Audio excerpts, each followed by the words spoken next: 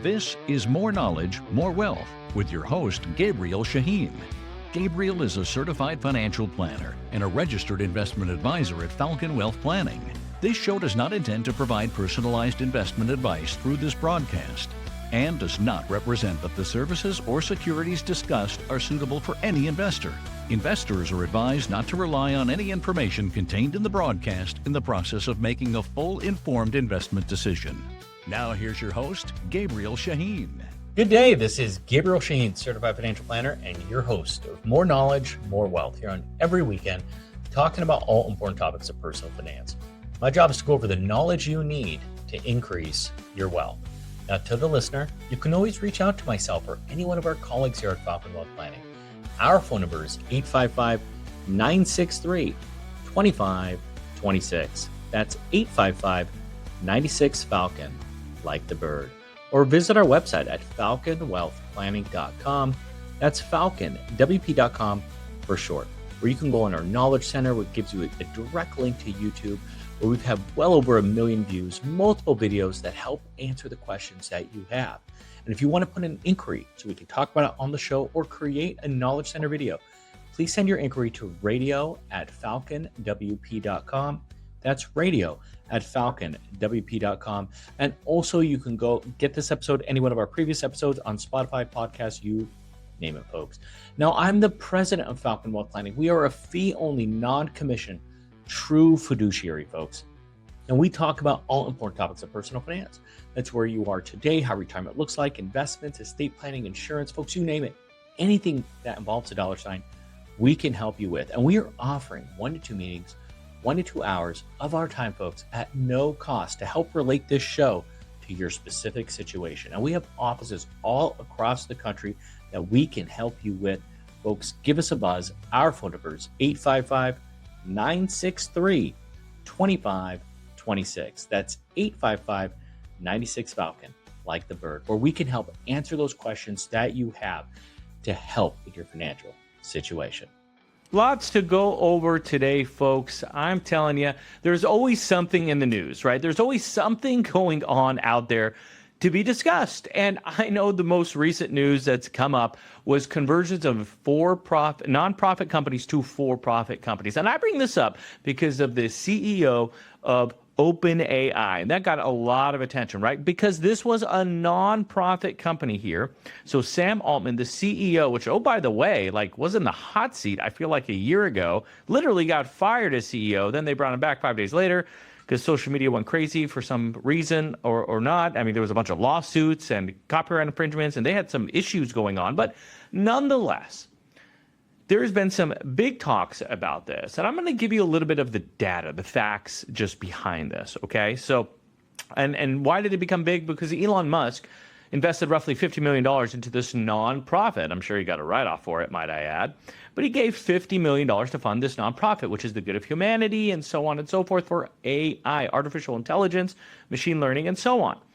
So I bring this up because when you take a look at what happened recently, at a recent valuation of OpenAI as they decided to go for public, where they received $6.6 billion at over $150 billion valuation. And all of a sudden, the CEO, Sam Altman, got a 7% stake in the company from nothing to 7%. 7% of $150 billion is over $10 billion. Just like that, he is now a $10 billion net worth. I mean, that's insane. I don't even know how many figures that is. 7-figure, 8-figure, 9-figure, 10-figure, 11-figure net worth. Just like that. So Elon Musk was pissed. I don't know. Maybe he's upset at a 39-year-old now getting access and building a company based on his initial investment. The largest investor, might I add, Elon Musk. Heck, we could argue if this was a for-profit company, Elon Musk was one of the first founding members of this company, original investors. We could argue he could have a 25% stake in this, Elon. I mean, man, this guy really knows how to strike gold. I don't know why I'm laughing. It's hard to feel bad for somebody worth $300 billion, but he could have probably had an extra $30 billion of net worth because of OpenAI. I mean, man, I swear everything this guy touches turns to gold. But it's crazy. Here's where the drama lies, though. Let me discuss. The drama lies is, as this company was founded in December 11th of 2015, California has a law that you cannot convert a nonprofit to a for-profit company, even though the IRS allows it. So you are allowed to do that. Quite frankly, if you don't pass the nonprofit protocol and rules, then naturally the government's going to start taxing you on it. So that's a logical thing. So I understand why Elon's mad, because like I said, he probably would have had an extra $30 billion net worth. But the reality of this whole thing is that this gentleman was able to convert a nonprofit to a for-profit. And so you have to see what negativity does that bring. It is allowed in the national level. Heck, he could technically open up OpenAI Inc.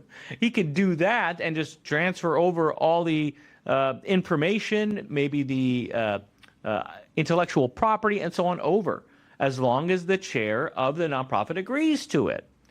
So it seems like this happened all really, really fast, even though they have just secured $6.6 billion in funding. Now, I'm thinking to myself, I went on Wikipedia and I saw, what is this company gross? And Wikipedia is like, it's not even $30 million. Let's just call it $30 million in 2022. And so they have 1,700 employees. And then I'm also thinking like, okay, well, what have they done in 2023? Because surely that's where to come out, especially if they're going now and trying to be a for-profit company. So I look at the information. It's literally a site. Let me just make sure. Theinformation.com. So pretty simple. And it says in 2023, they made $3.4 billion. Now, that's what they revenue was, right? Knowing a tech company, they probably lost over billions of dollars. Why? Because if they made billions, why would they need 6.6 billion? You get what I'm saying? They would just retain more of the company away. So looking into this, I'm thinking to myself like, okay, wow, this is heavily growing. And yes, a lot of people are using artificial intelligence. Heck, here at Falcon Wealth Planning, we use a lot of automation as well. It's just natural. As we have thousands of leads, prospects, people wanting help with their finances, well, we need to reach out to these people. We need to communicate with these people. And so we do utilize that to give it to a human person, because some people are not serious about it. Some people just want to see maybe what we'll send them, and I get it. But the other people out there, yes, they are very interested in seeking help, and we want to set an appointment as soon as possible. So AI is a real thing. By the way, folks, if you're just joining me, you're listening to Gabriel Shahin, Certified Financial Planner, and your host of More Knowledge, More Wealth. And we're on every weekend, and we're talking about all important topics of personal finance. And I'm just talking about the basic concept of the heat this guy is getting for his OpenAI. Sam Altman came up with a fantastic idea using a lot of technology to enhance the world. Heck, you can right now go on ChatGPT-4, which is what OpenAI has created and one of their subsidiaries, and you can right now go on there and they could generate a contract for you between two people. Heck, they could create an image saying, I want to show President Trump and President Biden hugging. Heck, you can even say, show a kiss on the cheek, and they will generate that image for you. So, I mean, this is what I was talking about a couple weeks back, that, you know what, technology can put content creators or graphic designers out of business, because now you have this technology that is quite cumbersome and quite impressive. Heck, you can put audio files in to machine learn it and ask it a question, and it will give you the answer based on the data that it received. Heck, Falcon Wealth even looked into doing something like that. To say, Gabriel has so much content out in the universe. Let's upload it all into machine learning, and let's ask it a question. Let's see if artificial intelligence can respond and give an answer similar to what Gabriel's answer would be. I thought that would be a cool exercise. I just don't have 6 months to waste to do that exercise. But you get what I'm saying? This is what some people are doing. And it makes sense. And it's very logical. I could see this technology being great. But the whole notion of a nonprofit not being able to go to a for-profit is garbage. It's baloney, naturally. Right? The IRS wants to make sure these nonprofits are truly nonprofits. And if they don't pass the test, they do make them for-profits. Yet again, the negative publicity, I think it's from my boy Elon Musk over here. He's not my boy, jokes aside. Just to say that, hey, I probably missed on, Elon speaking, on an extra 30 to 40 billion dollars of net worth, assuming his largest investment was about 25% of the value. So these are things to take into consideration because not everything you read is reality. I actually made a tweet to Mr. Elon Musk saying, hey, listen, nothing is illegal about converting a nonprofit to a for-profit. Now, I'm not sure what that does with the stake. Heck, you had Sam Altman that got 7%, of a $150 billion company. I'm not sure if any of the founding members should get anything. Maybe they feel like they got taken advantage of. This was supposed to be good for humanity. This was not supposed to be about the money. And now $150 billion valuation? That is massive. That's like a Fortune 100 company. I mean, that's no joke. So, yes, I could see how some people are getting upset about this, but listen, nonprofits are designed in general where people do this themselves. I have some wealthy clients that do this where they want to create a nonprofit for themselves so they can give back and do great things. But there's like this sense too where they want to be able to participate themselves. I'll give you an example. I have a client who's an optometrist, flies over to villages in Africa, and my goodness, he probably does cataract surgery. I'm going to make it up. I should ask him, but let's just say hundreds of people, a lot of them are kids, but hundreds of people over a period of time, over a week maybe. And so he does a lot of it. So he focuses on kids. Of course, he also does a lot of adults, but the idea is he wants to do this for kids. And so, but think about this. He's flying over there. The nonprofit is paying for him. The hotel stays. It's paying for him.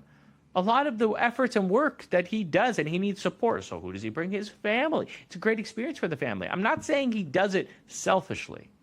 I'm saying he does it smartly. He would do this anyway, out of his own money and own pocket.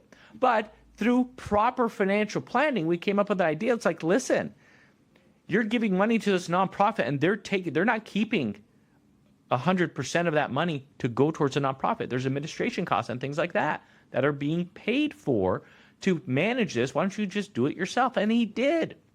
And he funded this thing with hundreds of thousands of dollars. And he feels great about it because it's now his legacy. And he's also doing that in strategic matters, which I'll talk about in just a little bit. But this is where the conversation of nonprofits can make sense. And there's two types of nonprofits, and there are strategies that are out there that can make sense for you. It's not only for the 11-figure billionaires or even the 100 millionaires or, quite frankly, even the millionaires. But there are strategies that can make sense because it does add complexity. So you want to make sure that it's worth your while. Folks, we're going to go on a quick break. We'll be right back after a few words. This is Gabriel Shahin, Certified Financial Planner and President of Falcon Wealth Planning. We wanted to offer you a free financial assessment for listening to the show so you can help relate it to your specific situation. We offer multiple services such as retirement planning, where you are today, how retirement looks like, talking about Social Security, real estate, planning, even if you own a business. Talking about taxes, not just how to save money today, but also throughout retirement. Talk about investments, making sure you're avoiding those high fees, costs, commissions. And also estate planning and insurance, just making sure you're properly protected if, God forbid, something were to happen. And we're offering 1 to 2 meetings, 1 to 2 hours of our time at no cost. Give us a call. We would love to help. Our phone number is 855-963-2526. That's 855-96-FALCON, like the bird. Or visit our website at falconwealthplanning.com. That's falconwp.com for short, and fill out the form fill right there on our site. We would love to help you in your financial situation. We look forward to serving you. Welcome back, folks. This is Gabriel Shahin, Certified Financial Planner, and your host of More Knowledge, More Wealth here on every weekend. And we're talking about all important topics of personal finance. And today, I talked about the first segment about OpenAI and how it went from nonprofit to for-profit, and how people were ranting and raving about, not really ranting and raving, they were ranting and raving about the valuation of OpenAI, but they were upset about the fact that this guy who said it's not about the money, a few months later, all of a sudden it's worth over $10 billion with the valuation of $150 billion, and he owned 7% of it. So it's like, then you had Elon Musk chiming in, and it became a whole fiasco. So, but the conversation reminded me of a few clients that we've set up nonprofits for, and it's generally about doing good. That's what you want. Maybe that's what some people are upset about with this OpenAI. Maybe this dude, Sam Altman, maybe this is what they're thinking. Maybe he maliciously thought this whole time this is what he would do. I think that's a bit of a push, but you never know. I mean, heck, the board wanted to fire him just a year ago, I feel like. So I actually did fire him, brought him back about a week later. So the thing I'm mentioning here, which I think is important, is that there are many people that we advise sometimes, depending on how charitable they are, to set up their own nonprofits. Because sometimes when you donate to certain nonprofits, they don't keep all of the money for the causes that you want. There are administration costs available there. So those administration costs do have, that are paid, I should say, that to the people that work for the agency. And so, because those people get salaried, they're not all volunteers. So some people do it amongst themselves. Now, by setting up your own 501c3 nonprofit, that is allowed. You could do that. Anybody can do that. I have one that I founded in 2018 called the Financial Community Education Foundation. My job is to educate the public so people don't get taken advantage of from other advisors. As a fee-only advisor, yeah, sure, I get a little annoyed sometimes with other advisors out there that are slinging product. Some of these commissions can be 10 to 20 times what we charge in a year, and they still get a trail off of that. That's equal to what we make in 1 year. And then they handcuff those clients in because they can't get out if they wanted to. Why? Because they just paid a commission for selling you that product. So even the retainer is easy. They don't even meet with you because they don't have to, and they still get paid. So yeah, do I sound salty? It's because I am salty. That's frustrating to me. So I'm trying to protect people out there from being taken advantage of because very few people realize what they're truly getting into. So I'm trying to educate the community about this. I think it's necessary that we do that. So what am I trying to say here? Well, when we do an initiative like that, or somebody does a foundation, right? Because there's two types of nonprofits. There's like a foundation where you're just getting money so you can go ahead and donate it to a cause. It could be a scholarship fund, or it could be to help, in that optometrist example, to help older people, impoverished people, or maybe even younger people to pay for their cataract surgeries if they don't have insurance or deductibles and so on. So this is a cause that's quite easy to manage versus like a YMCA. A YMCA is a full-on organization with employees and so on. So there's two different types of nonprofits. What I'm talking about here is just the simple concept of like a foundation. Easy to manage, right? But it's considered a private 501c3 charity. That's important because we talk about all the time a donor advised fund. When you contribute to a donor advised fund, it can go to a 501c3. What they don't say, it only goes to a public versus a private. So you can't take the money in a donor advised fund and then go ahead and give it to the charity that you created, let alone anybody else's. Let's continue the conversation. We all heard of the qualified charitable distribution, the QCD. That's when you're over the age of 70 and a half and you have to take a required minimum distribution. Let's call it 4%. Well, on $1 million, that's $40,000 that you're forced to withdraw. You can actually send that directly to the charity and it never hits your tax return. It's better than a charitable deduction because that hits your tax return. So when you give it via a QCD, it never even shows up on your tax return. It shows up as a zero. So it shows that you withdrew 40 on the left side, and on the right side, it shows nothing. Doesn't affect your AGI, doesn't affect taxation on Social Security, doesn't affect the IRMA and Medicare premiums, and so on. That does not work for a private charity. It only works for a 501c3 public charity. So these are important concepts that just some people don't understand. Now, I'm thinking when Elon donated $50 million-ish to the OpenAI, I'm going to say maybe that was 2019 or so, I don't remember. But when he did that, I'm going to assume he donated shares of, I'm making it up, Tesla. That would be very smart and logical of him to do that because what? He got it for like $1. Now it was worth, I'm just going to make up, $300. Instead of paying capital gains on that, he can give it to a charity and gets a full write-off.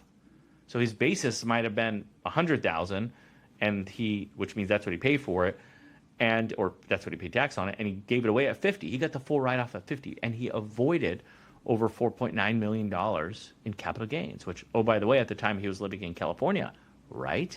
Well, yeah, he would have lost almost 40% of that to charity or to taxes. So that's important, but keep in mind when you donate to a private 501c3, you only have a 30% limitation of your adjusted gross income. What does that mean? If you make $1 million, you can only write off $300,000 into charity, stock donations. The 60%, we used to be 50%, by the way, is only on cash donations. Okay, we're talking substantial amounts of money here, folks. I get it. I'm just telling you how it works. By the way, folks, if you're just joining me, you're listening to Gabriel Shahin, Certified Financial Planner, and your host of More Knowledge, More Wealth here on every weekend. And we're talking about all important topics of personal finance. And I think this is a very important topic, especially as we're coming towards the end of the year.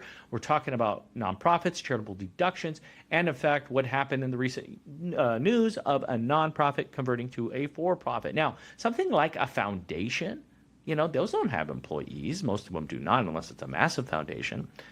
But versus an OpenAI with 1,700 employees. That's a lot different of a situation. That's a full-on organization. That has a much harder test to prove you're a nonprofit versus a for-profit. I mean, what are some of these CEOs making of nonprofit entities? I bet you a quick Google search will tell you that there's people making millions and millions and millions of dollars. Heck, the CFP board, which is a nonprofit organization, that's where I have my certification of financial planning, the CEO there is getting over $1 million a year. You get what I'm saying? So I'm just mentioning that there are more things out there that could make sense for you, such as looking at setting up potentially your own nonprofit. If you're heavily in the highest tax bracket and heavily charitably inclined, it can make all the sense in the world for you to do so. Seriously. I mean, you're in control of it and your legacy continues. I know my wife and I talked about it all the time. Right now, we're still in the accumulation, the savings phase. We're still building our careers. We're still a young family, right? I still have a 3, 6, and a 9-year-old. But the idea is we have been given benefits of scholarships, both her and I, throughout our careers. And, through when we were in school. And we're thinking, and that has helped us throughout our careers. And we would like to eventually set a scholarship fund where we're able to help maybe a specific individual, maybe like us. I lost my father pretty young. Okay, maybe my wife, who's a doctor, maybe she wants to help somebody doing cancer research. My point is, there's multiple things out there that we may want to help with. And having the legacy to say, the Gabriel Shahin Foundation or the Dr. Sophia Shahin Foundation is maybe something that she wants to do in the local area that she grew up in, or her alma mater. I'm very involved in Arizona State University. It was very good to me and still very good to me. So it's whatever you want to do. You're the boss for certain people that like to be in control and that have a need to give. It could make a lot of sense to do. And if you have a lot of investments and brokerage accounts with appreciation, you can donate that stock, avoid the capital gains, get the full write-off of the value that you were just going to write a check for anyway.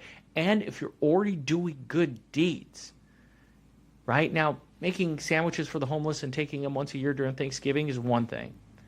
But consistently giving back and helping is another. Now, I know what you're thinking. Hey, maybe I could do a scholarship fund and put my kids and nephews and nieces to school and pay for them. No, it doesn't work that way. I would go as far as saying that is not allowed. But the idea is to build something of a legacy. You have to have the urge to help. And that was the original intention with OpenAI, to help the tech community, the world, with artificial intelligence. By doing so, it would be a better place. And people would have access to higher quality information, documentation, and information much more readily available and quicker and easier to help enhance their life, their personal life, their business life, to help scale certain attributes. As I said, Falcon Wealth Planning uses AI in many different things. My question to you is, have you researched it to see how you can take advantage of some just kind of the simplest forms of artificial intelligence?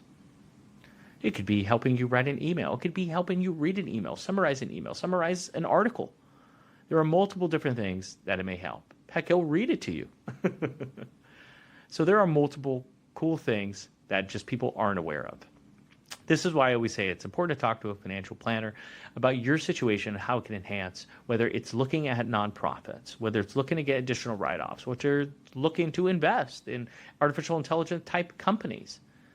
These are important attributes to find a successful end.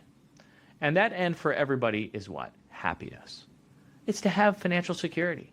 And those who are looking to be charitably inclined, I would just heavily recommend, please, please, please, just like when you go in the airport or in the airplane, put the mask on yourself before the person next to you. That's an important concept because everybody sometimes wants to help and they prematurely give. I see this with a lot of companies where they want to donate a part of the revenue, not even net revenue, to a charity. Part of me, it's like, be profitable first before you start thinking about charity. And this is just a financial planning concept. It has nothing to do with ESG, environmental social governance, has nothing to be socially responsible investing, SRI, has nothing to do with any of those. It's great to do good, but at what expense? I don't want you to not ever be able to have the means to retire. I did not donate as much to charity in my first 10 to 15 years of my career. I couldn't afford to. I would have rather, I'm going to give examples here. Instead of me giving $5,000 a year for 10 years at $50,000, I would rather on year 11 give $10,000 a year for the next 30 years, or $20,000 or $30,000 or $50,000. Look at the total amount of impact that you can have. Nobody should be able to judge you, whether it's for personal reasons, religious reasons, or if you have certain things that are dear to your heart. That was a fast show, folks. I want to thank you for tuning in with us this weekend. You can always reach out to myself or any one of our colleagues here at Falcon Wealth Planning. Our phone number is 855-963-2526. That's 855-96-FALCON, like the bird. Or visit our website at falconwealthplanning.com. That's falconwp.com for short, where you can go and visit our Knowledge Center, which redirects you to YouTube. We have over 1 million views, folks. And if you want us to discuss anything on YouTube, on the show, whatever, send your inquiry to radio@falconwp.com. That's radio@falconwp.com. And if you want this episode, any one of our previous episodes, you can go on podcast, Spotify. We have them all there. And folks, we want to thank you for your trust. We want you to feel free and feel comfortable to reach out with any questions that you have. I want you to have a fantastic weekend. Have a great week, and God bless.